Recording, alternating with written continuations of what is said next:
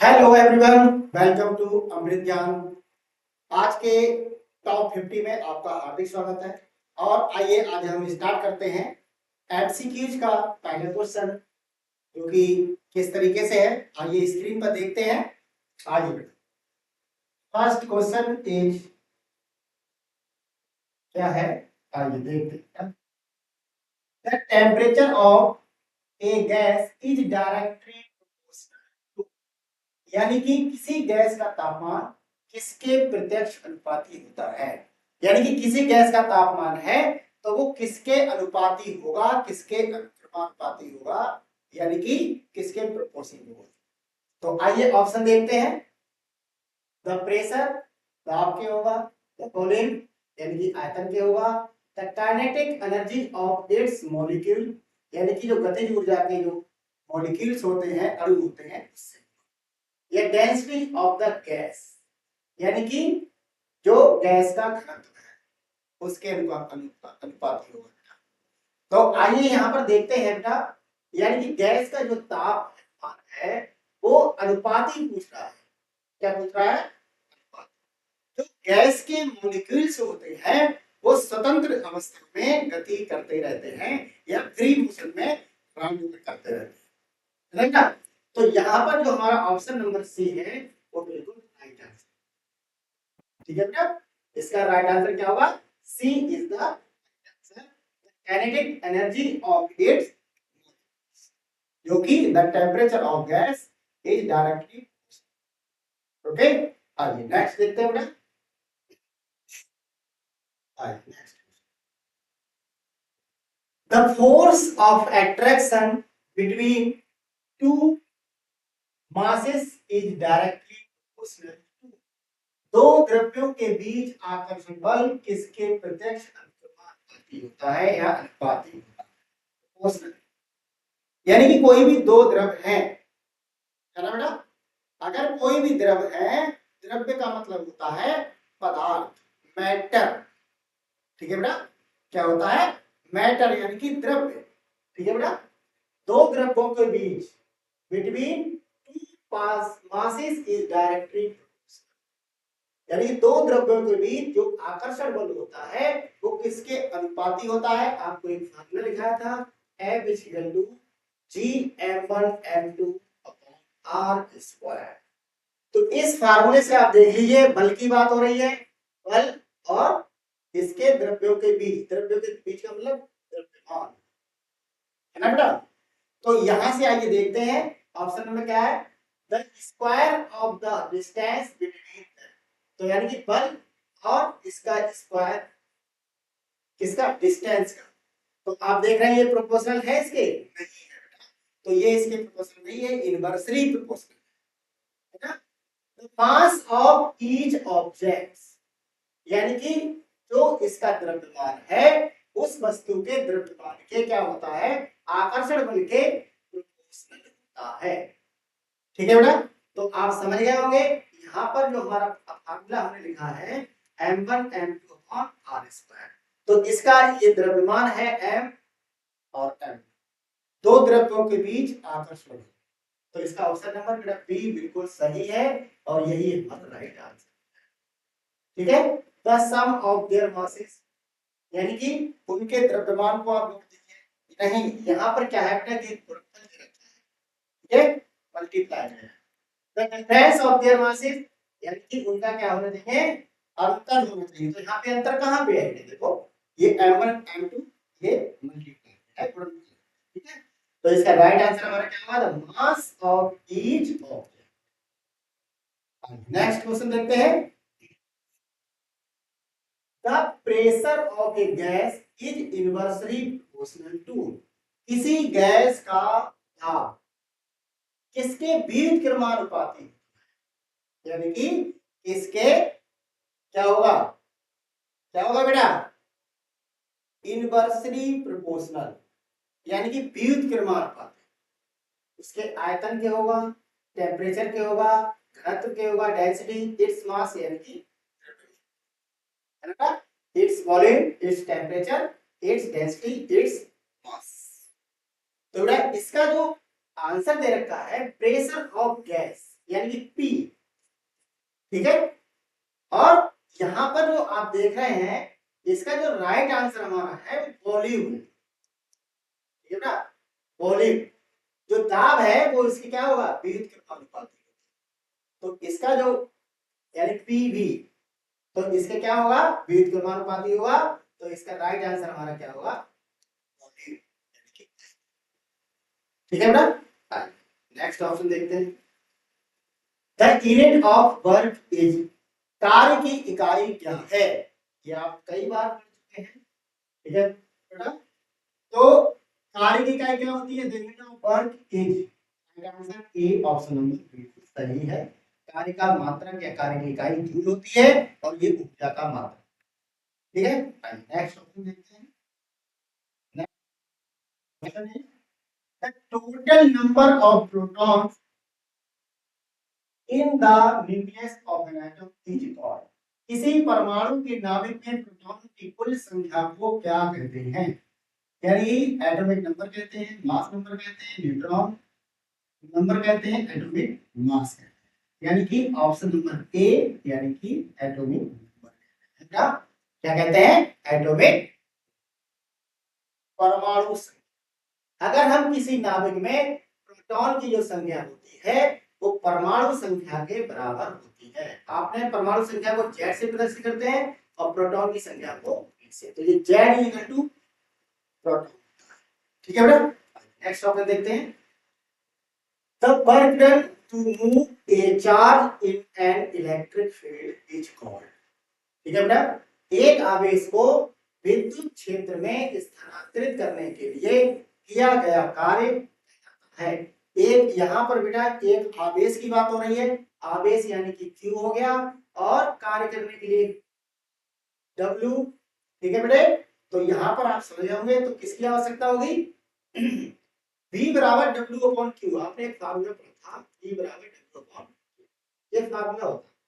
तो यहाँ पर हम समझ सकते हैं, यानी B हो गया विभव, W हो गया कार्य और Q हो गया आवेश। तो इन तीन से आप मैच कर लीजिए, आपसे बिल्कुल सही हो जाएगा।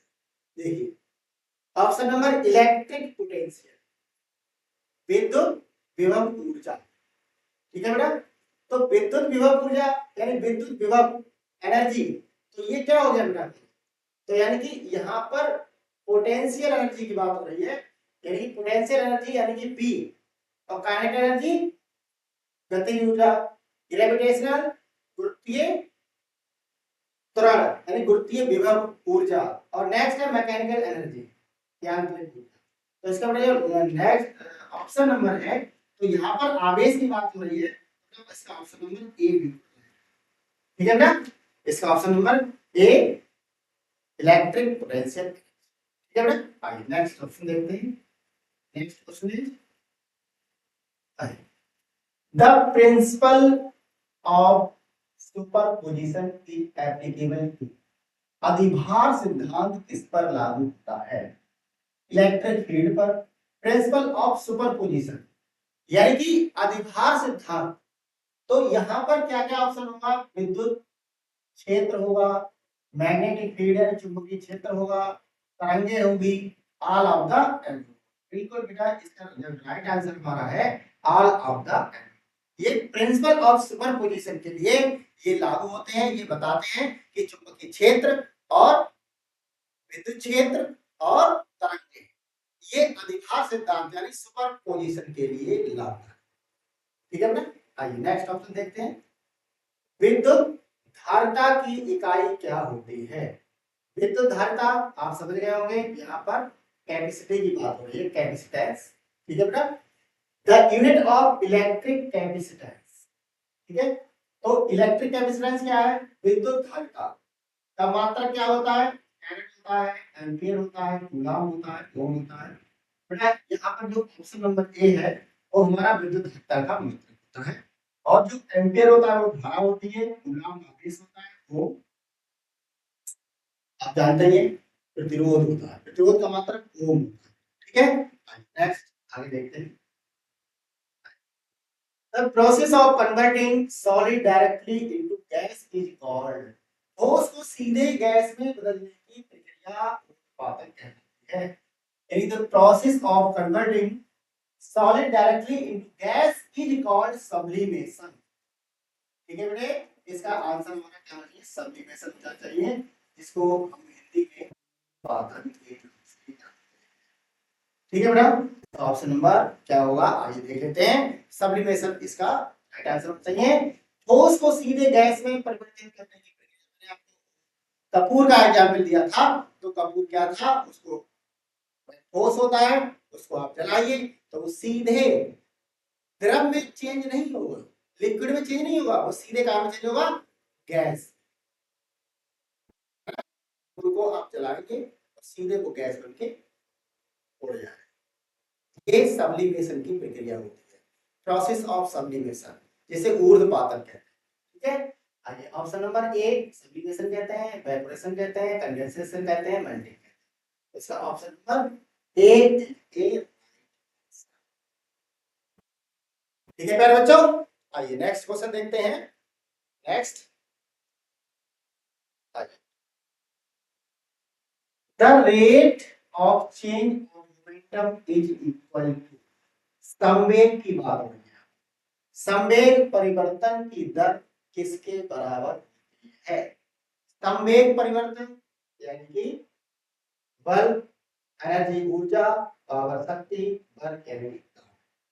तो संवेग परिवर्तन में क्या होगा, जो दर हमारी होती है क्या, वो बल के बराबर होती है। इसके बराबर होती है बल के, संवेग यानी पी, पी बराबर है। ठीक है बेटा, तो यानी कि आप जानते हैं पी का फॉर्मूला क्या होता है, एम पी होता है, और ये अपना, तो यहाँ पर एम बराबर एम ए भी लिखा, तो इसका फॉर्मूला क्या हो गया, एम बराबर एम ए, यानी कि बल के बराबर। ए इज ए, ठीक है बेटा। नेक्स्ट ऑप्शन देखते हैं,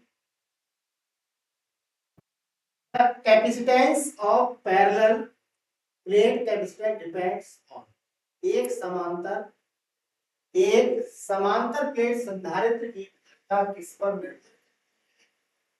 यानी कि आप समझ गए होंगे यहाँ पर किसकी बात हो रही है बेटा, है ना बेटे, किसकी बात हो रही है, देखते हैं।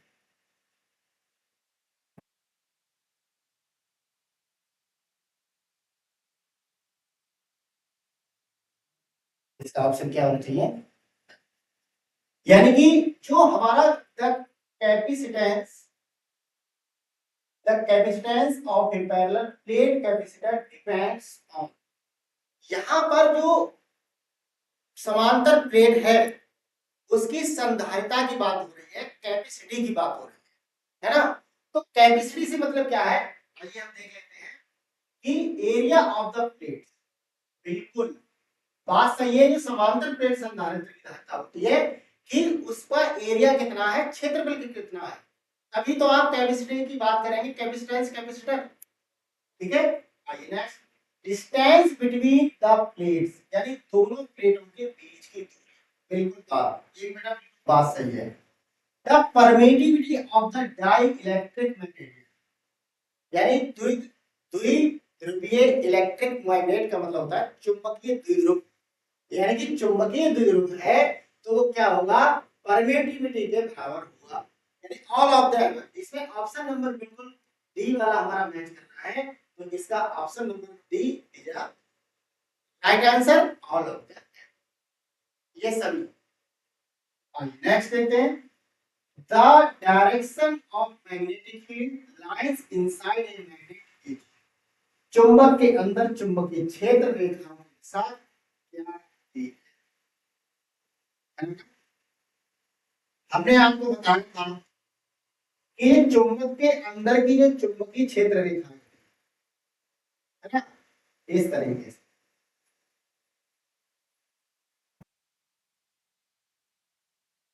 ठीक है बेटे। तो यानी कि आपने देखा होगा कि चुंबकीय रेखाएं होती है, यानी चुंबकीय क्षेत्र रेखाओं की दिशा क्या होती है, इस तरीके से, है ना बेटा। तो यहाँ से ये निकलती है और ये इस तरीके से, ठीक है बेटा।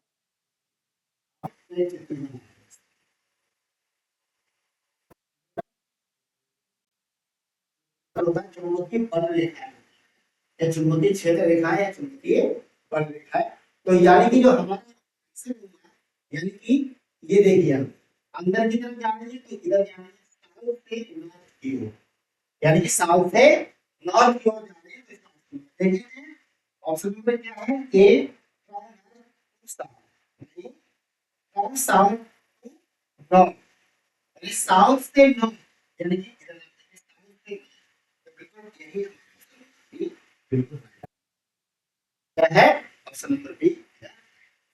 Next question is of the following is the unit of work is कार्य की इकाई पूछ रहा है। कार्य की इकाई आप जानते हैं जूल होता है। वॉट कार्य का मतलब क्या है? जूल है ना। वॉट क्या होती है? शक्ति। न्यूटन और होता है वोल्ट।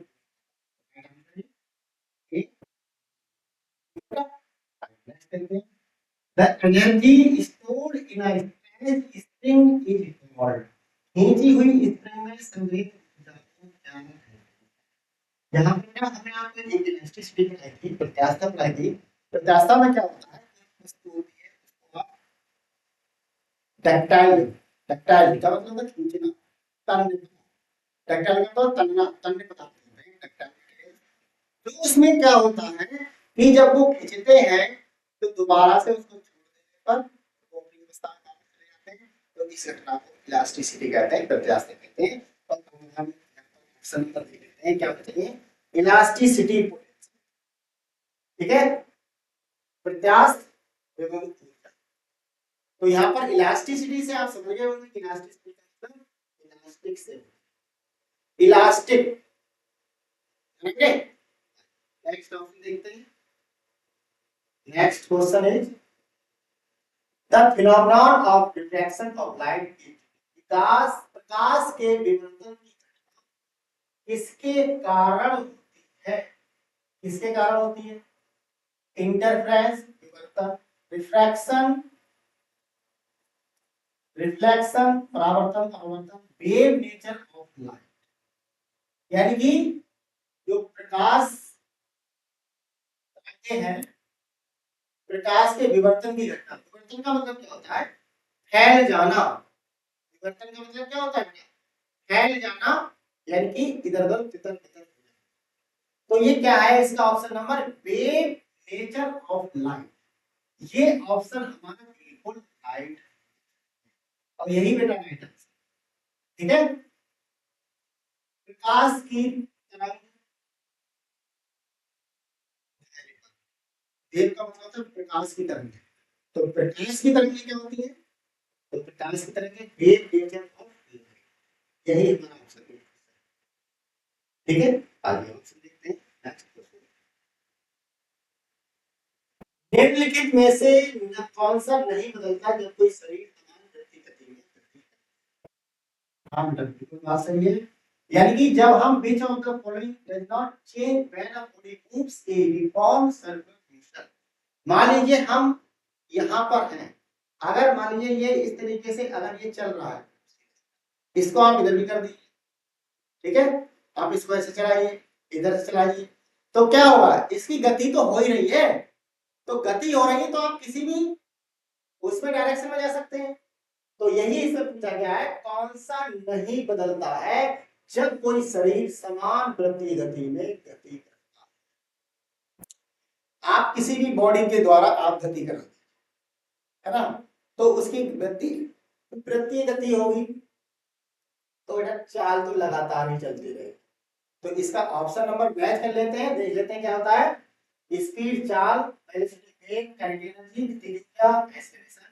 गतिज ऊर्जा तो में चेंज भी हो सकती है ना, गति के कारण है, कभी हल्के कभी तेज, है ना।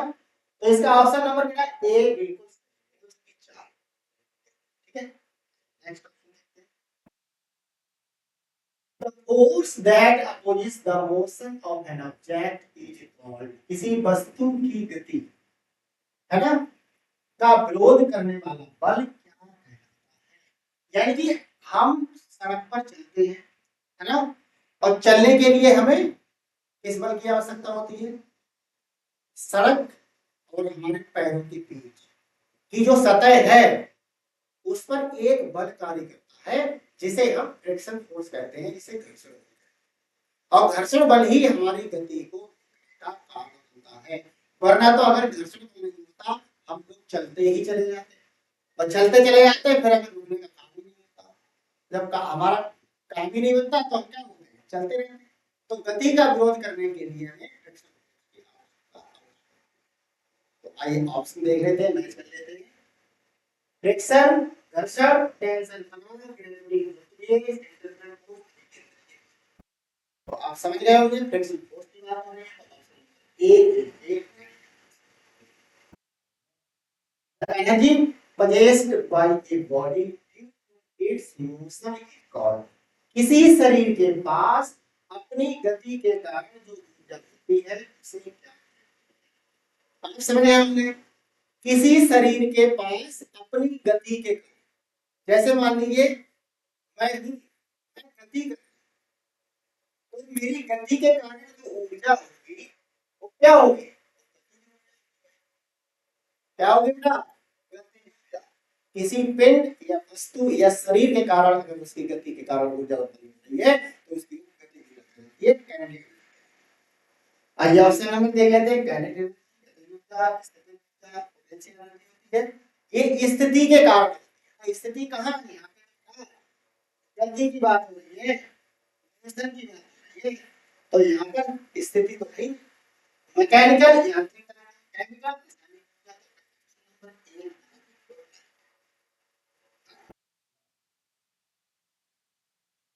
In a series circuit, the total resistance is, एक श्रेणी सर्किट में कुल प्रतिरोध क्या होता है ना, ठीक है बेटे। यहाँ पर श्रेणी की सर्किट की बात हो रही है, सीरीज सर्किट। सीरीज का मतलब श्रेणी से होता है, श्रेणी का मतलब यहाँ पर सर्किट टोटल प्रतिरोध। आइए देख लेते हैं, ये हमारे कुछ प्रतिरोध,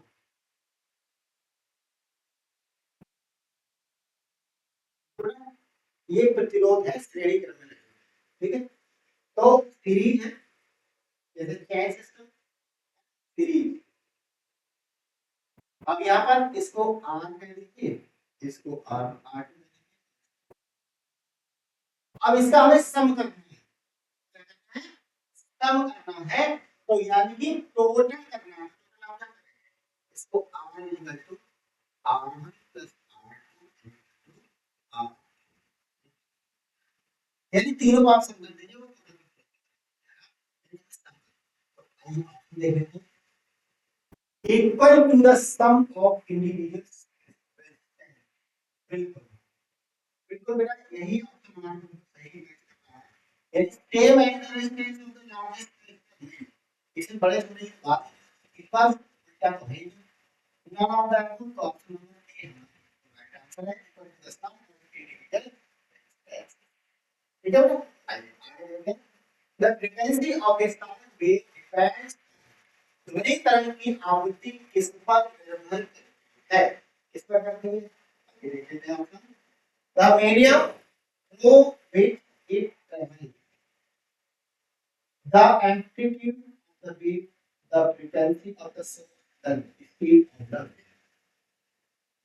ध्वनि तरंग है बेटा, अगर ध्वनि तरंगें निकल रही है तो उसका बेटा स्रोत भी तो होना चाहिए। स्रोत का मतलब होता है स्रोत, कहाँ से उत्पन्न हो रही है, तभी तो आप आवृत्ति की बात करेंगे। तो फ्रीक्वेंसी कहाँ से आएगी, साउंड से, साउंड कहाँ भी कोई ना कोई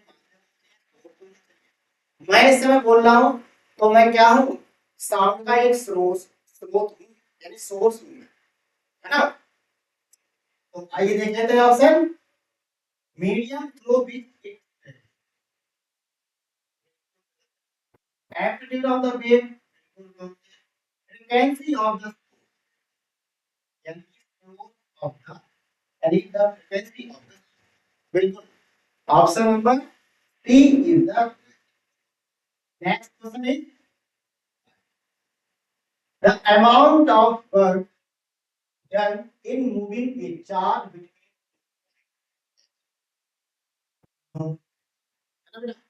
दो बिंदुओं के बीच आवेश को स्थानांतरित करने के कार्य को क्या कहते हैं।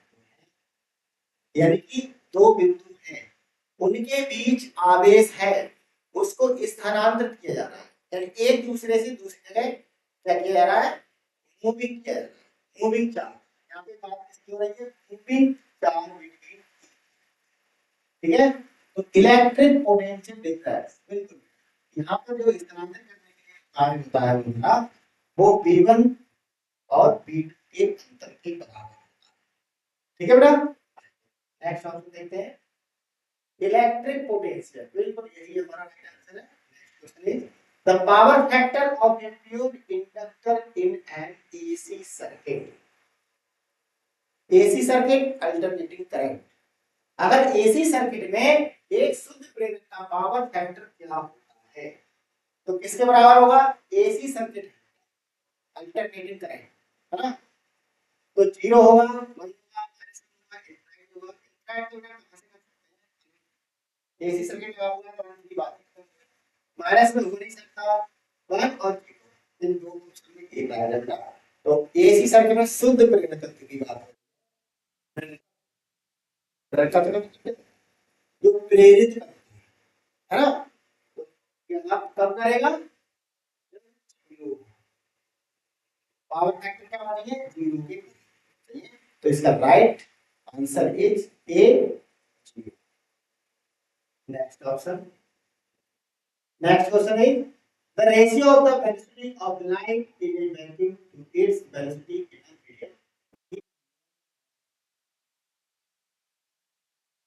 Medium.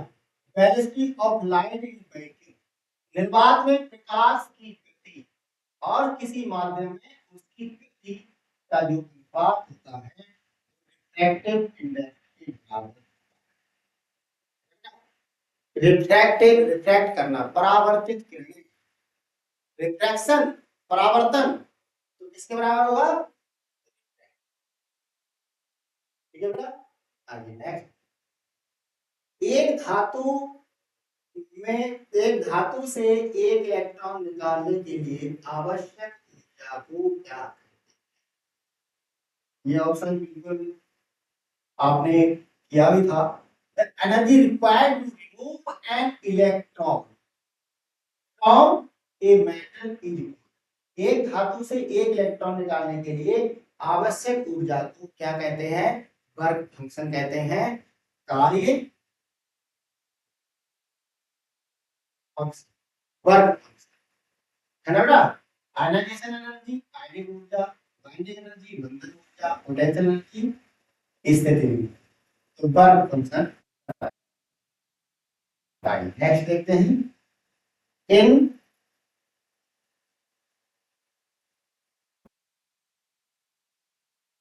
In an ideal transformer,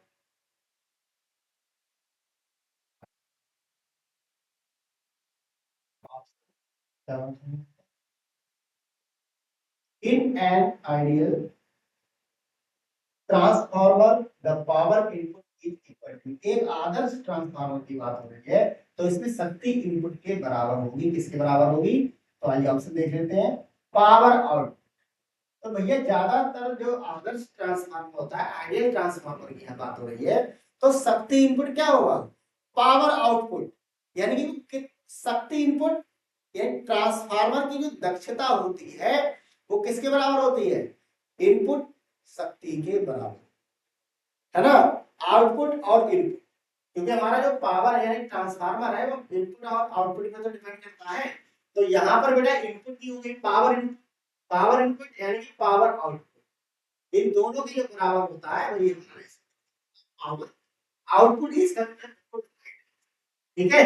Adarsh transformer में शक्ति इनपुट के बराबर होती है, क्या होती है, पावर, ठीक है, निर्गत, ठीक है। देखते हैं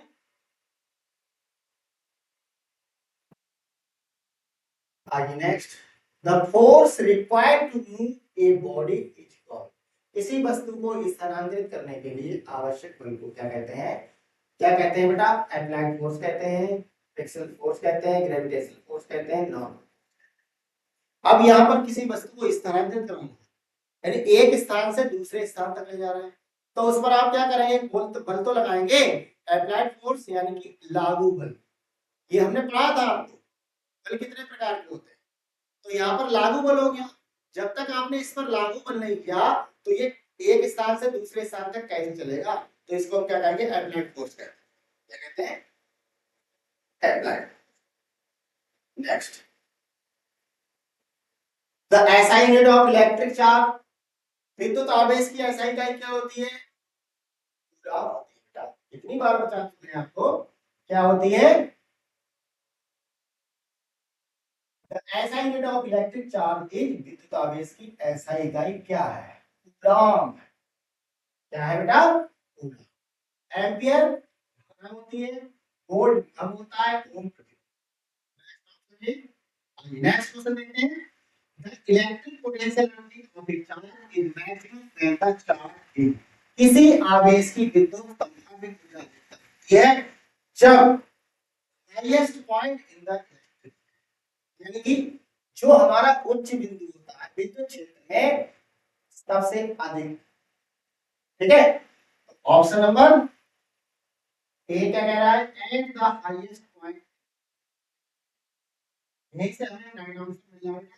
लोएस्ट पॉइंट नहीं, मिड पॉइंट नहीं, centre of the chart, distribution का बात ही ये लिख रखिए। तो इसका ऑप्शन नंबर ए ही सही है। आगे बढ़ते हैं, नेक्स्ट क्वेश्चन देखते हैं बेटा, the SI unit of magnetic flux, विद्युत फ्लक्स की बात हो रही है। मैग्नेटिक फ्लक्स, चुंबकीय फ्लक्स, तो चुंबकीय फ्लक्स क्या होता है, कूलम आवेश, एम्पियर धारा, टेस्ला चुंबकीय क्षेत्र, और वेबर चुंबकीय फ्लक्स। चुंबकीय क्षेत्र होता है टेस्ला, चुंबकीय फ्लक्स वेबर क्या होता है।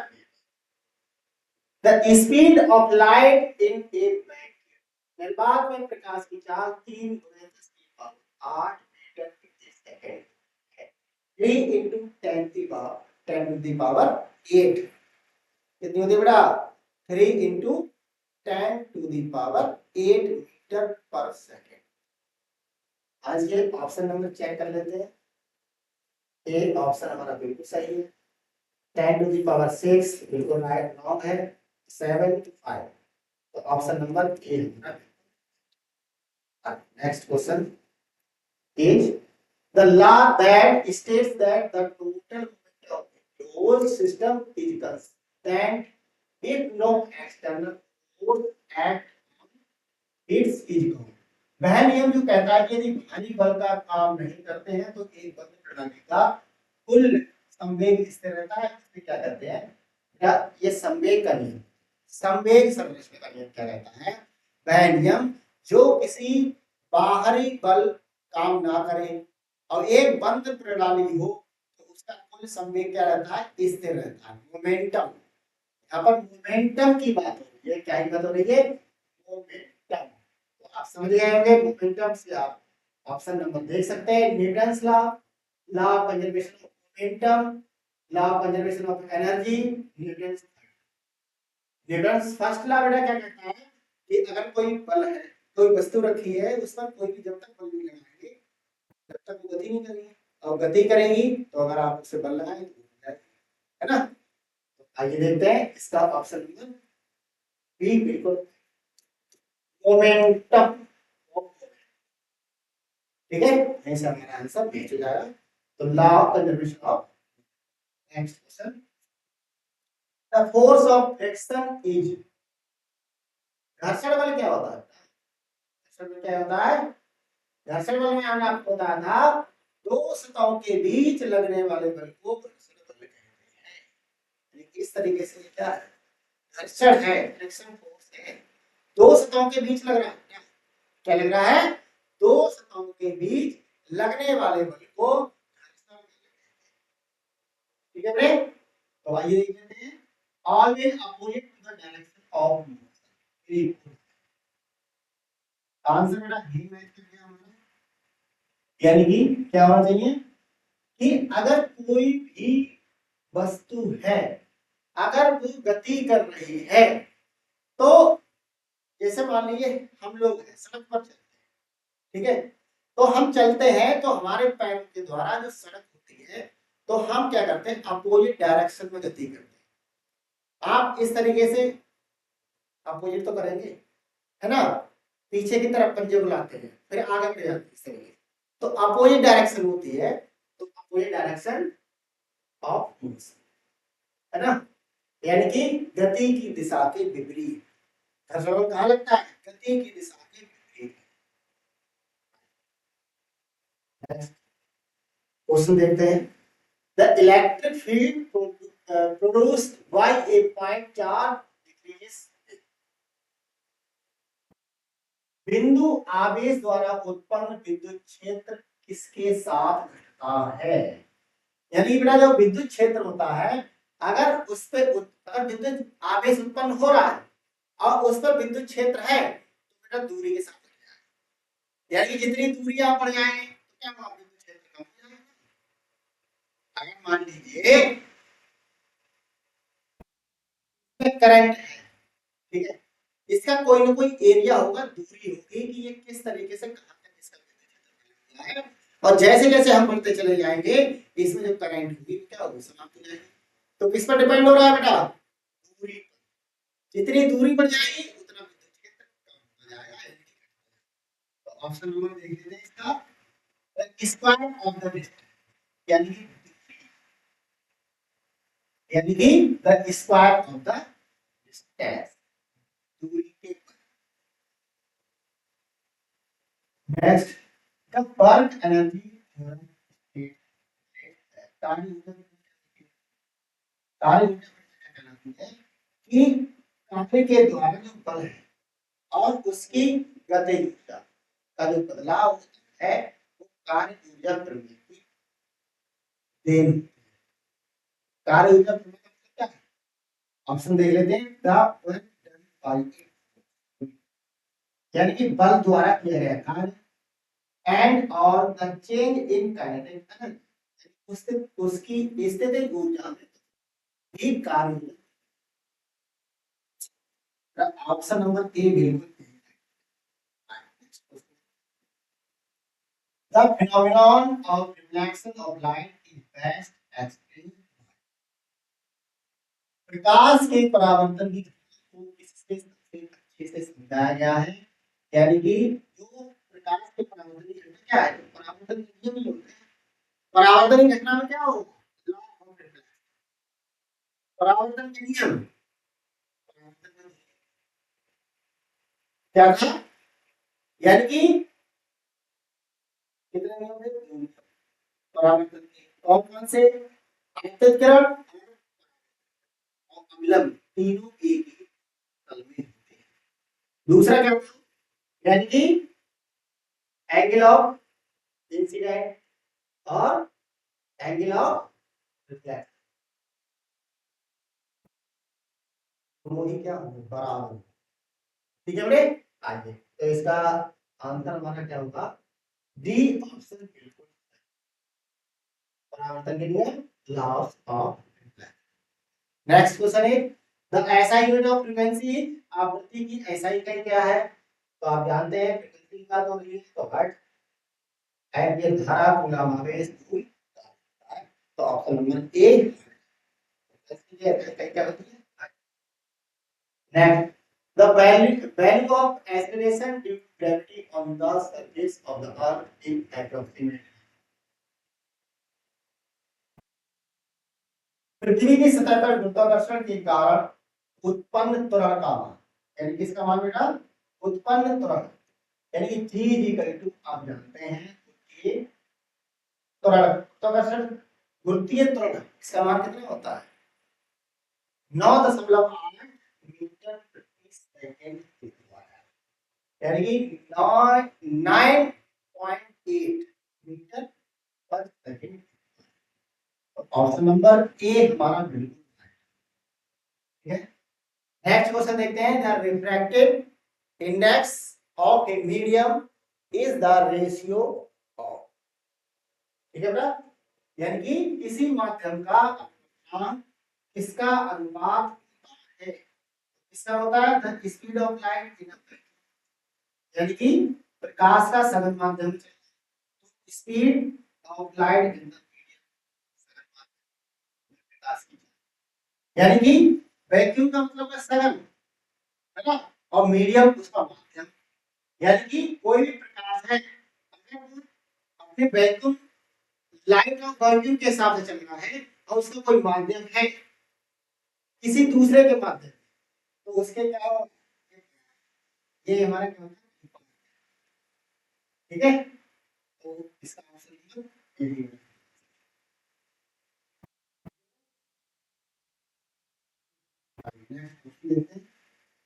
नेक्स्ट क्वेश्चन है the energy stored in a trap spring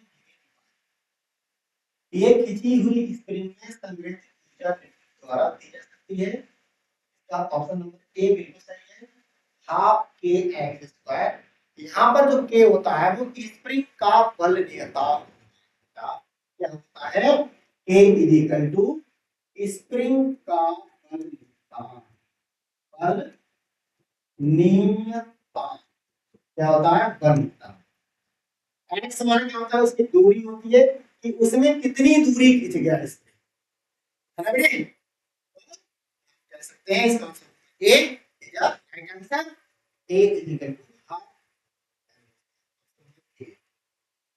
the unit of force in the SI system SI प्रणाली में बल की इकाई क्या होती है न्यूटन कितनी बार बल का एसआई मात्रक न्यूटन जूल कार्य होता है भार शक्ति होती है एक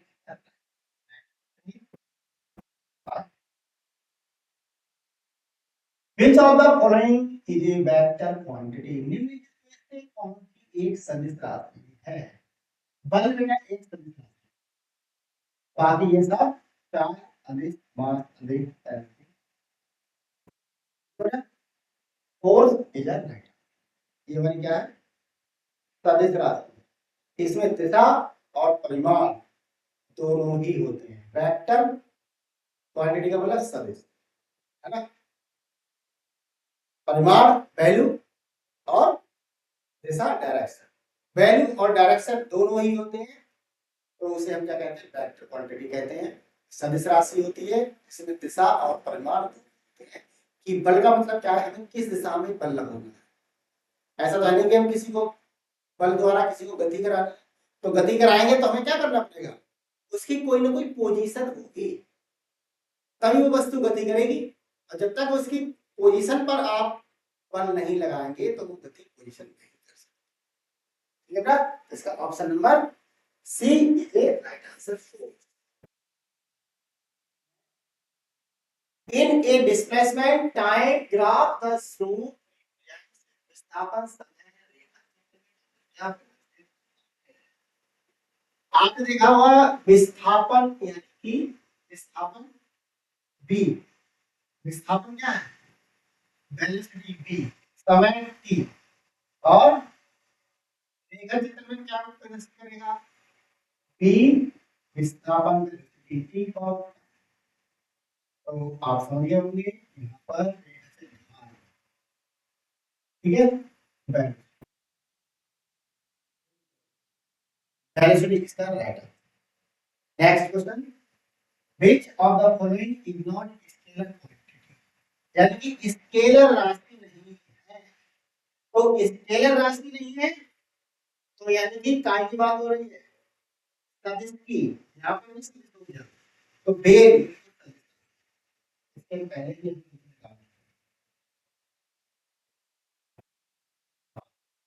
इसमें बेटा क्या है इसमें वेक्टर क्वांटिटी वेक्टर यानी सदिश पूछा है तो अब इसमें देख लीजिए ये कह रहा है स्केलर राशि नहीं है तो स्केलर राशि नहीं है तो कौन सी राशि है वेक्टर राशि है वेक्टर यानी सदिश की बात हो रही है वेग यानी कि वेलोसिटी ठीक है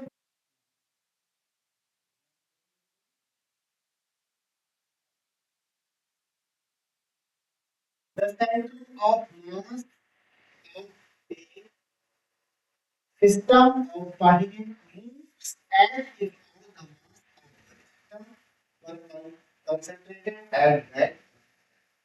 जब किसी कणों की प्रणाली का संवेग इस प्रकार होता है कि संपूर्ण द्रव्यमान उस बिंदु पर केंद्रित हो, तो उस बिंदु पर प्रणाली का इस प्रकार।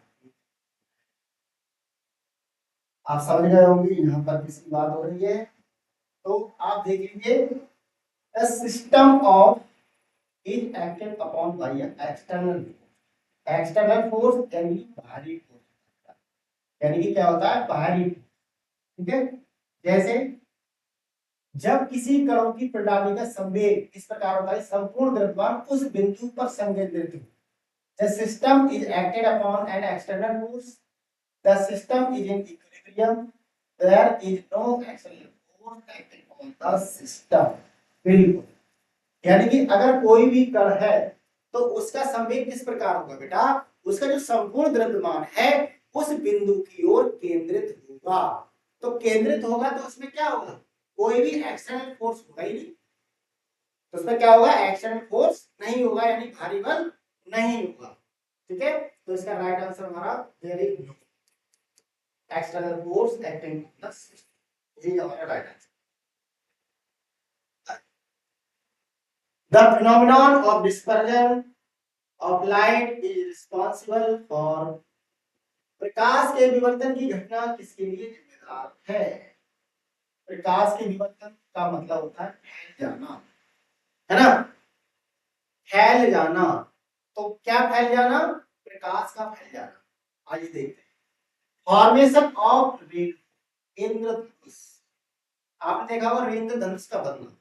तो इंद्रधनुष में क्या होता है, सारे रंग होते हैं, वो क्या होते हैं, फैल जाते हैं, है ना। इंद्रधनुष किस तरीके से बनता है, इस तरीके से 7 रंग में बिखर जाता है। ठीक है, तो इसका फॉर्मेशन ऑफ इंद्रधनुष का।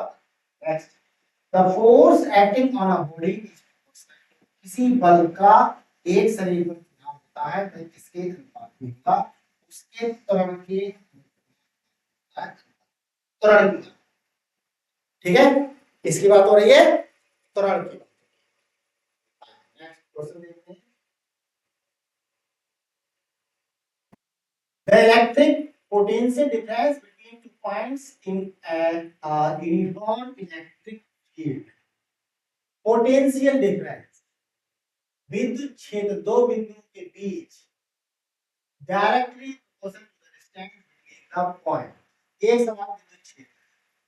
ठीक है, तो option number directly proportional to the distance between the, यही बेटा है।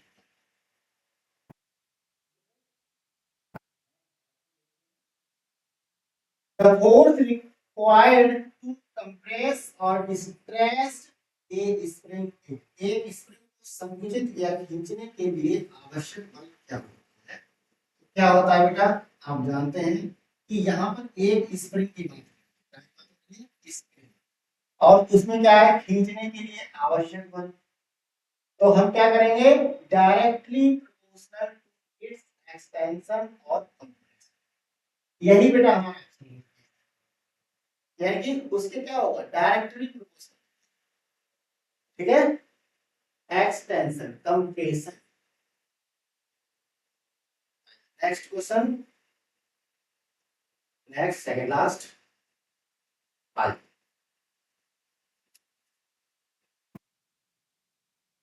Frequency of a simple pendulum depends. एक सिंपल सरल लोलक है तो उसकी आवृत्ति उसकी लंबाई पर इस पर निर्भर करती है, उसकी length of the pendulum. Option number, length of the pendulum, mass of the ball, amplitude of the swing, both A and. Last question है 50। The potential energy of a body height h is given। यानी कि ऊंचाई h पर एक शरीर की संभाव्य energy, potential energy, स्थितिज ऊर्जा क्या होती है, P है। तो राइट ऑप्शन इज mgh। आप भी इसका गतिज ऊर्जा, ये स्प्रिंग की गतिज ऊर्जा होती है। ऑप्शन नंबर ए,